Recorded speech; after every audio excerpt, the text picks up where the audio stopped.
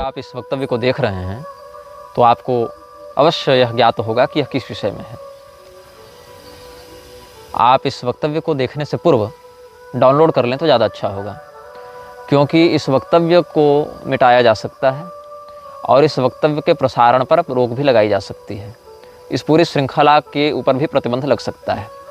अतएव आप समस्त दर्शकों को हम यह परामर्श देंगे कि इस वक्तव्य को और इस श्रृंखला के सभी वक्तव्यों को आप डाउनलोड करके अपने पास सुरक्षित कर लें।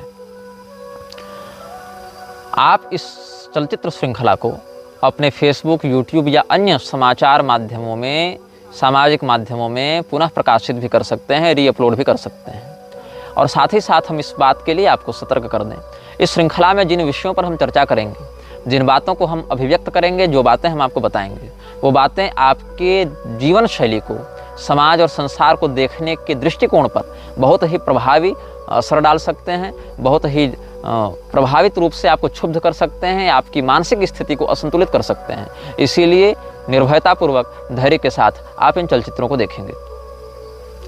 हम इन समस्त चलचित्रों के माध्यम से आप सभी लोगों को एक ऐसे संकट के प्रति जागरूक करना चाहते हैं जो आपके साथ निरंतर बना हुआ है, लेकिन आपको उसका बोध नहीं है।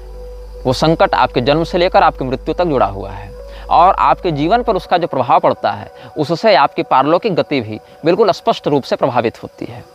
हो सकता है आप इस श्रृंखला को देखने के बाद जिन लोगों को नायक मानते हों, उनको खलनायक मानने लगें। जिन लोगों को आप बुरा मानते थे, वो आपकी दृष्टि में अच्छे लगने लगें। हो सकता है जो आपके लिए श्रद्धेय हों, अब इस श्रृंखला के बाद वो आपके लिए उन लोगों की छवियाँ बिगड़ जाएं, उन लोगों की छवियाँ नकारात्मक हो जाएं। हम जिस व्यक्ति के विषय में चर्चा करना चाहते हैं, वो व्यक्ति यह जानता है कि हम चर्चा कर रहे हैं, वो जानता है कि आप उससे सुन रहे हैं, वो जानता है कि आप उसके बारे में जानना चाहते हैं। वो देख रहा है आपको, वो सुन रहा है आपको, वो समझ रहा है आपको और प्रभावित कर रहा है आपको। इस विश्व के सैन्य शक्ति, आर्थिक शक्ति, राजनीतिक शक्ति, शैक्षणिक शक्ति और बहुत से प्रकार के तकनीक, विज्ञान और आविष्कारों के पीछे जो सत्ताएं हैं, वो समस्त सत्ताएं जिस शक्ति के लिए कार्य कर रही हैं, जिस व्यक्ति के अनुशासन को मान रही हैं, चाहे यह जानते हुए पर भी कि हम किसके लिए काम कर रहे हैं या न जानते हुए, कुछ भय से, कुछ लोभ से, कुछ अज्ञान से, लेकिन उसके विरुद्ध जाने का साहस कोई नहीं करता। जो करते हैं वो या तो चुप करा दिए जाते हैं अस्थायी रूप से, या फिर चुप करा दिए जाते हैं हमेशा के लिए। इस व्यक्ति के प्रभाव से बचने के लिए कोई हथियार नहीं है, कोई शस्त्र नहीं है जिसको आप हाथ में लेकर खड़े हो जाएं तो ये आपसे डर जाएगा।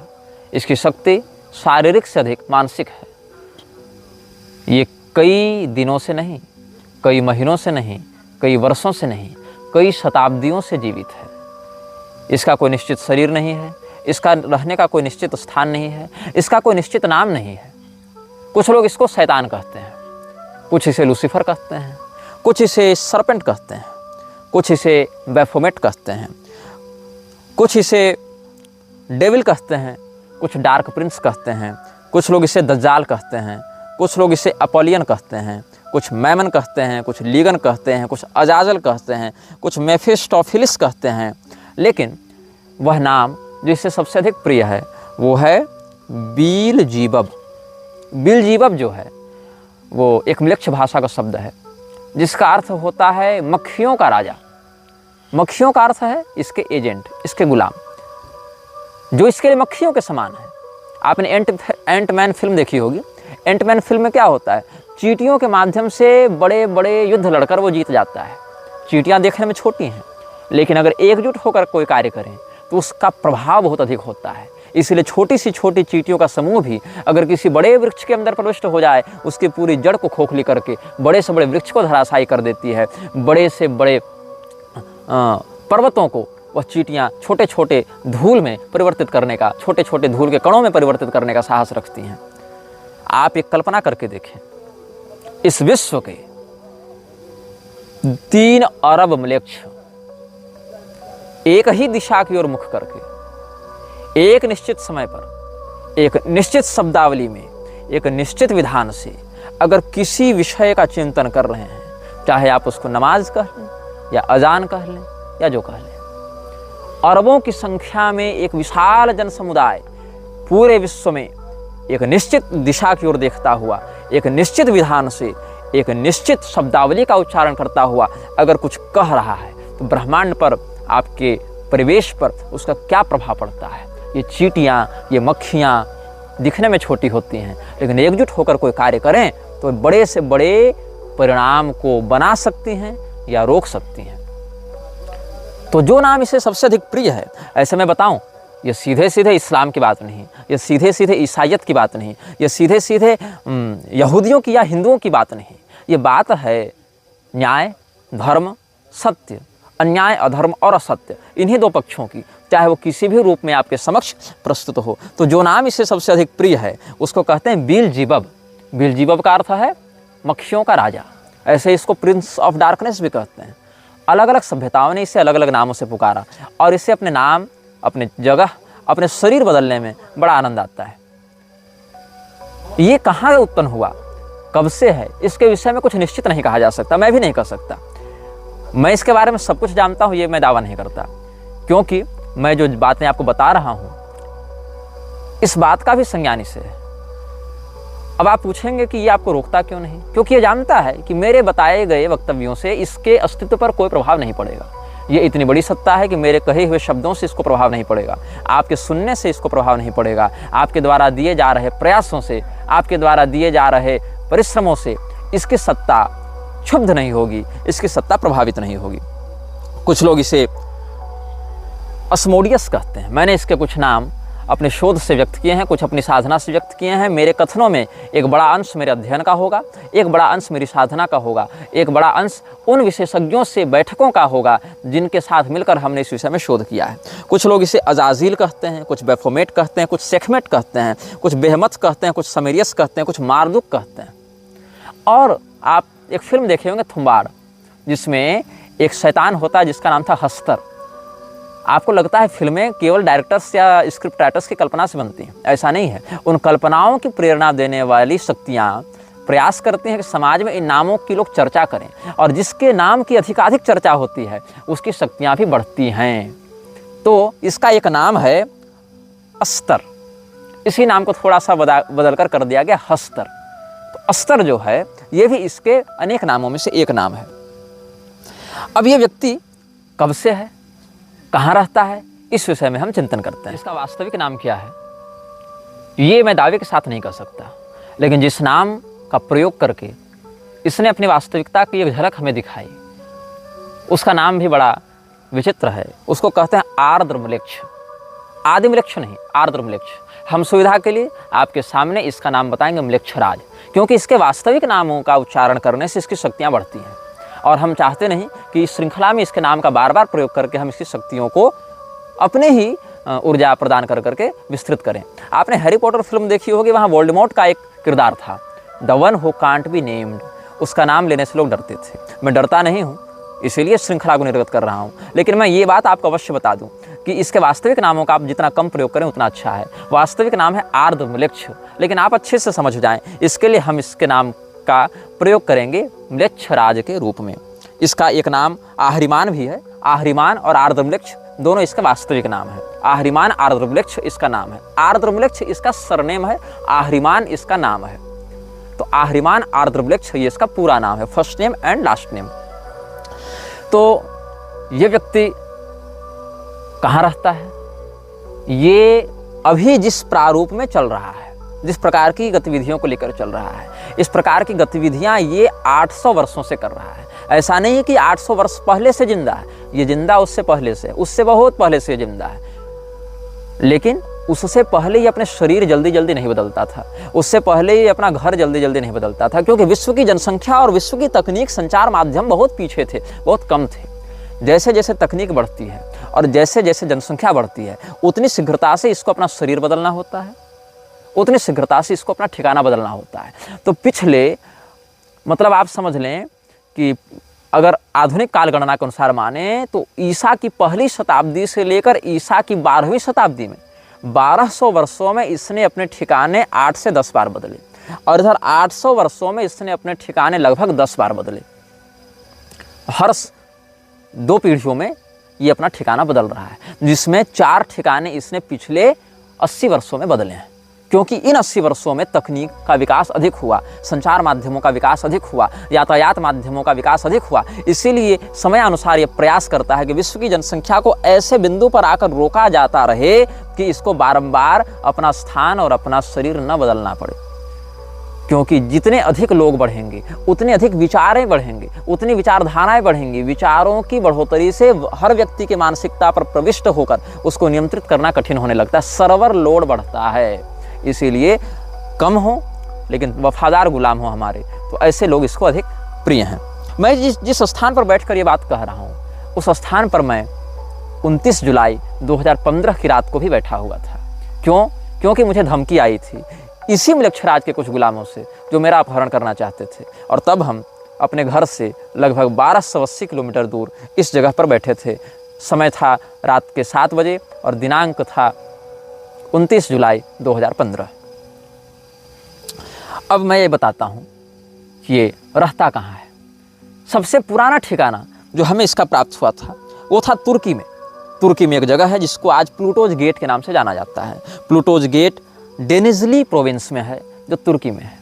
यहाँ पर लगभग ये 150 वर्षों तक रहा और 150 वर्षों तक इसने किया अपनी शक्तियों को बढ़ाया। सक्रिय तब भी था, लेकिन अपनी शक्तियों को इतना बढ़ाया कि ये सामाजिक सम्मोहन कर सके। कितने लोगों तक? लगभग 2 से 3 हजार लोगों की भीड़ को एक लक्ष्य के प्रति मानसिक रूप से सम्मोहित कर सके, ऐसी इसकी योजना थी और जिसमें ये सफल हुआ। इसके बाद इसने अपना ठिकाना बदला। इसके बाद इसने अपना ठिकाना बनाया इजराइल के बगल में। अब वो फ़लस्तीन है या वो इजराइल है, इस विवाद में हम नहीं पड़ेंगे क्योंकि ये झगड़े का विषय है। लेकिन इजराइल हो या फ़लस्तीन हो, इसने जेरिको या जेरिचो, जो भी इसका उच्चारण भाषा में किया जाता है, JERICHO, जेरिचो या जेरिको, जहाँ तक जेरिको होना चाहिए उच्चारण, ये फ़लस्तीन का प्रांत माना जाता रहा है या इजराइल का प्रांत माना जाता रहा है। ये विवादित विषय है, लेकिन इसने अपना ठिकाना यहीं पर बनाया। अभी इस वीडियो क्लिप में 4 मिनट की रिकॉर्डिंग हमारी नहीं हो पाई थी किसी तकनीकी खराबी के कारण। इस श्रृंखला की घोषणा जब हमने की थी, उसी समय से हमारे फ़ोन पर ऑटोमेटिक फीड्स में कुछ ऐसी बातें स्वयं आ रही हैं जो कि ऑफलाइन बातें हैं। ऐसा नहीं कि मैं कुछ नेट पर सर्च कर रहा हूँ या कुछ मैं ट्रेलर रिलीज कर रहा हूँ तो उसका एल्गोरिदम पकड़कर कुछ सजेशंस मिल रहे हैं, ऐसा नहीं है। मतलब बिल्कुल ऑफलाइन तरीके से भी जिस मोबाइल से वाईफाई या सिम कनेक्टेड नहीं है, उन मोबाइल्स पर भी कुछ सर्च करने पर, फोल्डर पर भी सर्च करने पर, ड्राइव में भी सर्च करने पर कुछ ऐसी बातें अप्रत्याशित रूप से सामने आ रही हैं जो कि हमारी संज्ञान में नहीं थी। और अभी क्या हुआ कि जब मैं इस क्लिप की दूसरी प्रति बना रहा था, एक दूसरा भाग अब रिकॉर्ड कर रहा था, तो लगभग 5 मिनट रिकॉर्डिंग होने के बाद वो स्वयं कैमरा बंद हुआ और उसके बाद वो रिकॉर्डिंग स्वयं मिट गई। इसीलिए हम इस वक्तव्य को पुनः रिकॉर्ड कर रहे हैं। ठीक है, तो हम बता रहे थे आपको कि वो भाग जो इजराइल और फिलिस्तीन के मध्य विवादित है, जेरिको जिसको कहा जाता है, वहाँ पर इसने बहुत तपस्या की और ये जीसस का समकालीन समय था। तो जीसस का जन्म जो है वो इसके उद्देश्य को पूर्ण करने के लिए तो नहीं हुआ था, लेकिन अंततः इसने जीसस के उद्देश्य में अपना उद्देश्य घुसा दिया और वो काम किया जो काम जीसस नहीं चाहता था। मैं जीसस का महिमामंडन नहीं कर रहा, जीसस को प्रोत्साहित नहीं कर रहा, जीसस की वकालत नहीं कर रहा। मैं बस ये बता रहा हूँ कि जीसस से जब इसकी मुलाकात हुई थी तो जीसस ने अपने अनुयायियों को सतर्क किया था। जॉन 14:30 में आप इसका प्रमाण देख सकते हैं। जीसस ने इसके आगमन की बात कही थी।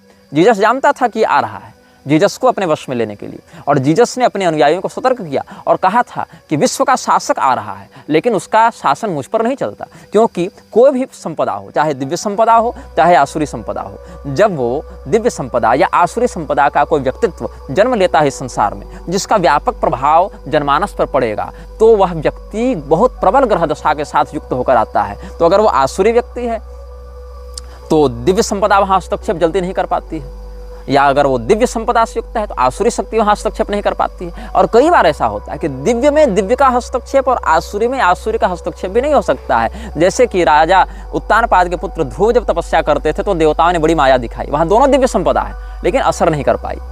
यहाँ पर आसुरी संपदा में देखें, रावण और निवात कवच राक्षसों के बीच में युद्ध हुआ है, दोनों आसुरी संपदा के हैं, लेकिन निवात कवचों की आसुरी शक्तियाँ रावण के ऊपर हावी नहीं हो पाई। तो यहाँ पर दोनों मृक्ष शक्तियाँ टकराई हैं, लेकिन मृक्षराज उस समय जो आर्द्र मृक्ष है वो उस समय अहरिमान का शासन जीसस पर नहीं चल पाया। इसलिए जॉन 14:30 में जीसस ने कहा अपने अनुयायियों को कि I will no longer talk much with you for the ruler of this world is coming. इस विश्व का शासक आ रहा है। तो वह विश्व का शासक गॉड नहीं था, वो उस विश्व के शासक का नाम था आर्द्रम्लेक्ष अहरिमान। और उसने कहा म्लेच्छराज का शासन मेरे ऊपर अभी नहीं चल रहा है, he has no power over me, ये जीसस ने कहा। और जीसस के ऊपर उस समय प्रभाव नहीं पड़ पाया, इसीलिए 300 वर्षों तक म्लेच्छराज ने अपनी तपस्या को बढ़ाया। और कॉन्टेस्टिन के समय जीसस का ब्रांड उठाते हुए, जीसस का नाम लेते हुए कॉन्टेस्टिन के माध्यम से म्लेच्छराज ने अपनी शक्तियों को आगे बढ़ाया। और इसमें उसको 300 वर्षों का समय लगा ताकि विधिवत वो समाज में अपने विकृति का प्रसारण कर सके। और इस समय वो कहाँ था? उस समय न्यू ऑरलिन्स लुसियाना में था, जहाँ गेट्स ऑफ जीनी है। गेट्स ऑफ जीनी नामक स्थान पर म्लेच्छराज ने 300 वर्ष अपना निवास बनाया। और लुसियाना शहर में, जो कि एक म्लेच्छ प्रांत है, वहाँ पर इसने अपनी शक्तियों को बढ़ाने का काम किया। इसके बाद लगभग हर 100 साल 150 साल में ये अपना स्थान बदलता रहा, जिसमें ये जापान आया और श्रेजान की पहाड़ियों में इसने तपस्या की। फिर ये चीन आया, वहाँ चोंग क्विंग मिंग के पहाड़ी में इसने तपस्या की। फिर ये ग्रीस आया, वहाँ केप मेटापान की गुफाओं में इसने तपस्या की। फिर ये चेज गणराज्य चला गया, जहाँ इसने किला बनाया जिसको हौस्का कैसल कहा जाता है। हौस्का कैसल में इसने तपस्या की। वो किला 3-4 बार बना है, लेकिन प्रारंभ में उसने म्लेच्छराज ने ही इसकी नींव रखी थी। यहाँ पर ये अभी भी विद्यमान है, इन जगहों पर अभी भी इसके मुख्यालय विद्यमान है। फिर ये इटली में 2 मुख्यालय बनाता है। चेज रिपब्लिक के बाद इटली पहुँचा। इटली में इसने अपने 2 मुख्यालय बनाए, एक केव ऑफ सिविल में, सिविल की गुफा में इसने बनाया, और एक रोम में भी इसकी गद्दी है जिसको लेक्टस कर्टियस कहते हैं। लेक्टस कर्टियस की जो गद्दी है वो इटली के रोम में है, वहाँ पर म्लेच्छराज की एक प्रधान गद्दी है। फिर वहाँ से ये मैक्सिको पहुँचा, जहाँ पर मिक्टलैन एक स्थान है, वहाँ पर इसकी गद्दी है। बेलीज में एक्टोन टूनिसिल मुखनाल नाम की गुफा है, वहाँ पर इसका है। आइसलैंड में एक ज्वालामुखी है, उसके अगल बगल भी इसका शासन था, जिसको हेकला ज्वालामुखी कहा जाता है। फिर पेंसिल्वेनिया में सप्तद्वार नामक स्थान है, 7 गेट्स ऑफ हेलम, वहाँ पर भी एक इसका स्थान है। और ग्रीस में मैं बता चुका हूँ केप मेटापेन गुफाएं, वहाँ पर भी, मतलब कहीं पहाड़, कहीं किला, कहीं गुफा, ऐसे स्थानों पर ही तपस्या करता रहा। अब प्रश्न है, तपस्या इसने किसके की? किसी देवता की, किसी भूत की, किसी पिशाच की, किसकी तपस्या की? इसने तपस्या की पश्चिमामनाय तंत्र के मंत्रों की। भगवान महादेव ने भी इस बात का उद्घोष किया है कि विश्व में बढ़ते म्लेच्छ तंत्र में पश्चिमामनाय तंत्र के मंत्रों का बहुत बड़ा हाथ होगा। और पश्चिमामनाय मंत्रों की एक बड़ी ऊर्जा इस्लामिक आतंकवाद को प्रोत्साहित करने में भी लगती है। तो उस मंत्र की उसने आराधना की, साधना की, मंत्राधिष्ठात्री आसुरी शक्तियों की इसने आराधना की। फिर इसने अपने मुख्यालय बनाने आरंभ किए। ये तो इसकी कर्मभूमि हो गई। इन स्थानों पर इसने अपनी शक्तियों को बढ़ाया और अपनी शक्तियों को, ये 12वीं शताब्दी तक की बात है। 12वीं शताब्दी के बाद ये आया प्रोवो ऊटा नामक स्थान पर। प्रोवो ऊटा स्थान पर आकर इसने अपनी एक गद्दी स्थापित की, अपना एक मुख्यालय बनाया। फिर ये माल्टा चला गया। माल्टा शहर में जो गोजो द्वीप है, गोजो द्वीप पर इसने कब्जा किया। माल्टा शहर में ये रहा। उसके बाद मैंने जहाँ तक हमारी बुद्धि जा पाई भौतिक और आध्यात्मिक स्थिति से, वहाँ तक हमने इसका शोध किया है। और मैं बताऊँ, फिर ये स्कॉटलैंड गया, वहाँ स्काराब्री नामक स्थान पर ये रहा। फिर ये उत्तरी स्लोवेनिया गया और वहाँ पर पोटोक की गुफाओं में रहा। फिर ये इराक पहुँचा, कुर्दिस्तान इराक के क्षेत्र में इवरिल का सीटाडेल इसने बनवाया, वहाँ पर ये रहा। फिर फ्रांस चला गया, वहाँ पर लेस्कक्स की गुफाओं में रहा। फिर स्पेन के केव ऑफ इल कैस्टेलियो में ये रहा। उसके बाद ये तुर्की आया, गोवेकली टेप में ये रहा। इस प्रकार से अलग अलग स्थानों पर घूमता हुआ अंत में ये पहुंचा कोला प्रायद्वीप। कोला प्रायद्वीप में आज से 50 साल पहले म्लेच्छराज रहता था। जब कोला प्रायद्वीप में वैज्ञानिकों का शोध बढ़ने लगा तो कोला प्रायद्वीप को छोड़कर ये पहुंच गया तुर्कमेनिस्तान के काराकुम रेगिस्तान में। और पिछले 1 साल तक ये तुर्कमेनिस्तान के काराकुम रेगिस्तान में रहता था। अब ये जिस स्थान पर रहता है वो दिखता कैसा है, इसकी झलक अगर मैं कुशल चित्रकार या एनिमे डिजाइनर होता तो आपको मैं दिखा देता, लेकिन मैं असमर्थ हूँ। मैंने एआई से इसके घर का डिजाइन बनाने का बहुत प्रयास किया। लगभग मैंने अपने जीवन के 3 दिन दिए, जहाँ तक मेरे पास तकनीकी ज्ञान है, ग्राफिक डिजाइन से मेरे पास, मैंने 3 दिन परिश्रम किया। लेकिन जो मैंने देखा इसके घर का नक्शा वो मैं नहीं दिखा सकता हूँ आपको। मैंने बहुत परिश्रम किया, क्षमा कीजिएगा, मेरे पास वो डाटा नहीं है। मैं बस आपको वर्णन करता हूँ, आप अपने नेत्र बंद करके वो जानकारी को सोचने का प्रयास करें कि आप एक ऐसे स्थान पर हैं जो लगभग आधा किलोमीटर लंबा और आधा किलोमीटर चौड़ा है। मतलब वो स्क्वायर नहीं है, आप ऐसा समझें कि वो आधा किलोमीटर रेडियस का एक गोलाकार क्षेत्र है। उस गोलाकार क्षेत्र के मध्य में एक तल्ले का एक घर है। ये अंडरग्राउंड नहीं है, ये ज़मीन के ऊपर है और उसकी छत एक तरफा स्लोप वाली है। एक तरफा स्लोप वाली उसकी छत है, दो तरफा स्लोप नहीं है, एक तरफा स्लोप है। बिल्कुल काले रंग का घर है। उस घर के ठीक सामने आग जल रही है। कुछ टूटे हुए वाहन हैं, कुछ बिजली के खंभे हैं जहाँ पुराने बल्ब लग रहे हैं और उन बल्बों की रोशनी जहाँ तक है वहाँ तक तो प्रकाश है, लेकिन उसके आगे घुप घना अंधेरा है। और मैं बहुत निर्भय प्रवृत्ति का व्यक्ति हूँ। मैं वन पर्वत इत्यादि में निर्भयतापूर्वक विचरण करता हूँ और उस घर की झलक मैंने लगभग आधे मिनट तक देखी। मैंने स्वयं को वहाँ पर आध्यात्मिक रूप से अनुभव किया, लेकिन वो इतना भयाक्रांत करने वाला दृश्य था। वहाँ कोई भूत प्रेत डरावनी यह कुछ नहीं थी, बस एक घर था काले रंग का, एक अंधेरा परिवेश था, कुछ टूटे वाहन थे और सामने अग्निकुंड था। और इसी दृश्य में इतनी नकारात्मकता थी, इतनी आसुरी तत्वों का उसमें प्रतिष्ठापन था कि मेरे जैसा निर्भय व्यक्ति भी हृदय से कांप गया और उसके आगे देखने का मैं साहस उस समय नहीं कर पाया था। और इस स्थान का नाम क्या है ये खोजने में मैंने बहुत परिश्रम किया और तब जाकर पता चला कि ये स्थान का कोई निश्चित नाम नहीं है। मतलब ये उसका हेडक्वार्टर जो है, हेडक्वार्टर की एक अलग संज्ञा है जिसको कहते हैं पैरागमम। इसका नाम है पैरागमम। पैरागमम का जो मुख्यालय है, पैरागमम एक उपलक्षण है। मतलब अगर म्लेच्छराज यहाँ बैठा है तो इसी जगह का नाम हो जाएगा पैरागमम। अगर म्लेच्छराज दिल्ली में बैठा है तो उस जगह का नाम हो जाएगा पैरागमम। अगर म्लेच्छराज वाशिंगटन में बैठा है तो उस स्थान का नाम हो जाएगा पैरागमम। मतलब पैरागमम को निश्चित स्थान नहीं है। पैरागमम वो थ्रोन है जिस पर म्लेच्छराज बैठता है, वो उसका हेडक्वार्टर है। चाहे वो कहीं बना ले, चाहे वो आपके मन में बना ले, तो आपका मन हो जाएगा पैरागमम। इस प्रकार से अलग अलग स्थानों पर वो रहता है। सीरिया में भी इसकी गतिविधियाँ हमने 2017 से 18 के मध्य में देखी थी, अनुभव की थी। मतलब देखी थी मतलब गया नहीं था, अनुभव की थी। और एक शाक्त परंपरा के साधक से इसकी पुष्टि भी की थी। तो हमने आपको इस विषय में मूलभूत जानकारी आज देने का प्रयास किया है। इसके नाम के विषय में, इसके उद्देश्य के विषय में, इसके रहने के ठिकानों के विषय में। इसीलिए इस एपिसोड को हम किसी नाम से युक्त नहीं करेंगे। इस एपिसोड में हम इन्फिनिटी का चिन्ह लगाते हैं और आप सबों को हम अंत में जाते जाते एक चेतावनी देंगे। इस वीडियो को देखने से पहले अगर आप डाउनलोड कर चुके हैं तो अच्छी बात है, नहीं तो अब इस वीडियो का अंत तो होने वाला है, अब बिल्कुल डाउनलोड कर लें।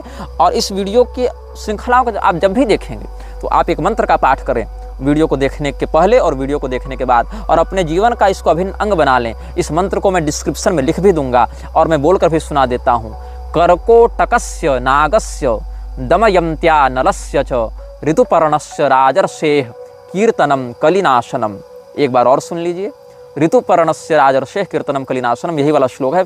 शुरू से पहला बोलता हूँ। कर्कोटकस्य नागस्य दमयन्त्या नलस्य च ऋतुपर्णस्य राजर्षेः कीर्तनम कलिनाशनम। अर्थ क्या है? निषद देश के राजा नल, विदर्भ देश की राजकुमारी दमयंती, अयोध्या के महाराज ऋतुपर्ण और कर्कोटक नाग, इन चारों का स्मरण करने से कलि पुरुष, कलियुग आपको पीड़ा नहीं देता, बाधा नहीं देता।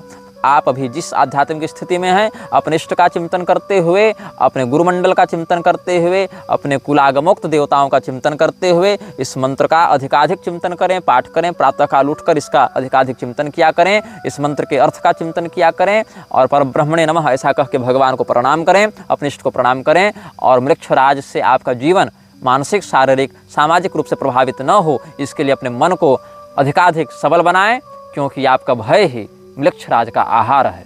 यह वीडियो जल्द ही हटा दिया जा सकता है। कृपया थर्ड पार्टी ऐप्स का उपयोग करके डाउनलोड करें। आप इस वीडियो को अपने चैनल पर फिर से अपलोड भी कर सकते हैं।